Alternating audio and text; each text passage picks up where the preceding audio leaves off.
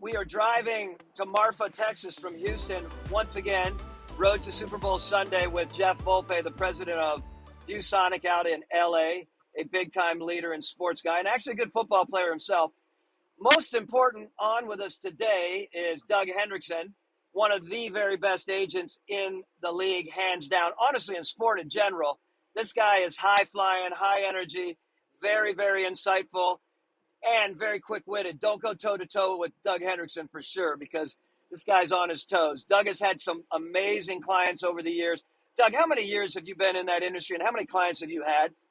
Well, I think this is probably about my 30th year in the business. Started when I was 22 years old, and I'm 52. And so I think overall, I mean, hundreds and hundreds of clients. But yeah, it's. I feel like I'm 32, but I'm 52. But it's been a long time and at a high level, and it's been fun, and it continues to go well. Let me just ask one more question before we throw it over to Jeff, Doug. Look, all of the people that you've represented over the years, and you and I have been close for many, many years, and gosh, we continue to be even more close all the time. That's such an important part of your approach as an agent, right? As representation, you, again, have been one of the most loyal guys to your clients. Tell us a little bit about how important, collaborative loyalty and relationships are for you to be successful, for Jeff and all the people listening on the business side. Could you shed some light on that? Well, I think it's the most important thing. You're talking about, a player who's 19, 20, 21 years old from who knows where in the country, and they're looking to, the first course of business for them is to hire an agent. And they have to hire someone they can trust and someone that's going to have their back and shoot them straight and be honest with them and not be a yes guy. And so, that takes a lot. You're selling yourself basically to these kids and their family. And so you have to be there for them. You have to be accountable. You have to look out for their interests. You have to make sure they're at the right financial advisor, the right CPA, and you're doing all the right things, because every day something new comes up that they don't know, have an answer to the question to, that my job is to help them, guide them, be there for them, and make sure when they're done playing football, not only can they step in their next career, but also have their wealth intact and their business intact going forward. And that's a role that you cannot take lightly. You got to do it at a high level, and it takes a lot of time and energy to do it the right way for these players and their families.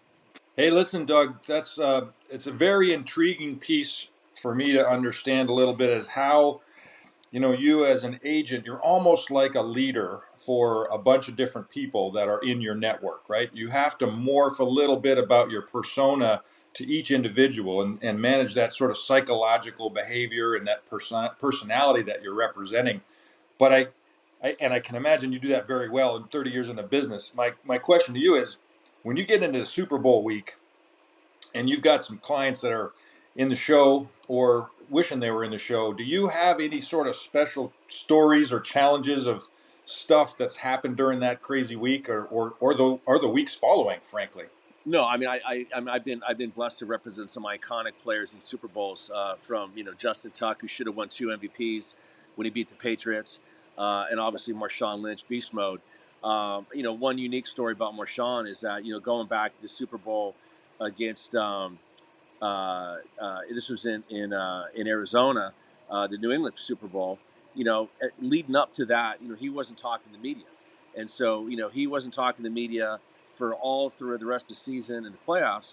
And so I kept getting letters from Goodell's office saying, "Hey, listen, he needs to talk. He's getting $100,000 fine, $200,000 fine," and it finally turned into about $1 million fine if he wasn't going to speak at the Super Bowl. So Goodell's office called. We had a come to Jesus meeting about 2 days before the Super Bowl with Marshawn, and said, "Listen, if you don't speak, we are going to fine you literally $1 million." And there was a whole book we had that they gave me, it's like, I still have it. It's like a 50-page book that they compiled on Marshawn. And so finally we met, and again, I'm calling Marshawn 2 days before saying we didn't have an emergency meeting with the league office for this fine. And so finally came down to that we narrowed the scope down to that all he had to do was basically talk for about 2 minutes. And that's what came from the whole infamous "I'm just here so I won't get fined" comment. Okay. And his point was, listen, I'm not giving anybody no money of mine. Whatever I got to do, I'll do, but I'm not going to go out and and pontificate and talk for hours. And so that's when the whole thing, "Hey, I'm just here so I won't get fined," and comment.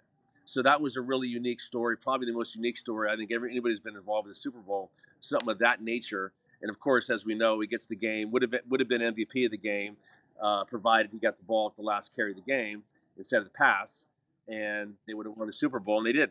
So it was a high and low of that week. Trust me, in terms of what went on. So that was interesting. Well, that's awesome advice for someone to get them over the edge when you have to do what you need to do for them as a person. So that's what leadership's all about, man. That was a great story. We close out these podcasts with a question about what our guests are thinking about what's going to happen in the Super Bowl and your prediction as we lead up to the big day. Well, I mean, look, it's interesting. I mean, I don't think anybody expected this matchup, mid-season for the Rams and the Bengals, and it's cool to see the Bengals in it because family-run team, and they've been maligned for many years in terms of not winning and things like that, and so it's so cool that they're in the Super Bowl, and I'm really happy for Katie and everyone over there at the organization as far as the ownership group, but I'd have to think that the Rams, playing in their stadium, in their city is something that I probably, if I'm a betting man, I got to take the Rams. Yeah, that seems to be the consensus so far, Doug. So I appreciate it. Thanks. Pleasure to meet you. I really enjoyed meeting with you, and hopefully we'll catch up sometime in the future. No, I appreciate it, man. Thanks for having me on.